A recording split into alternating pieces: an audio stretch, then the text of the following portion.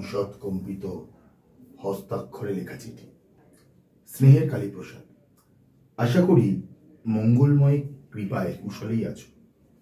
এক বিচিত্র ঘটনার সম্মুখীন হইয়া তোমাকে এই পত্র দিতেছি। আজ কয়েকদিন হইল আমার বাটিতে নানা অলৌকিক এবং ভৌতিক উপদ্রব আরম্ভ হয়েছে। ইহার কারণ বা কিভাবে নিরসন হইবে কিছুই বুঝতে পারতেছি না। যা হোক, পত্র পাওয়া মাত্র তুমি ছুটি লইয়া দেশে আসিবে। ঠিক হচ্ছে? ঠিকই হচ্ছে। আচ্ছা, এটা হলে ফার্স্ট পার্ট শেষ হবে, তাই? আজকে শেষ করতে হবে, কিন্তু না, আজকেই শেষ করতে হবে।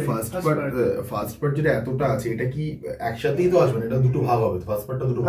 না, ফার্স্ট পার্ট একটা, সেকেন্ড পার্ট একটা। না, আমি তো বলি সারা মাসে চারটে হলে গল্প তো ছোট হয়ে যাবে।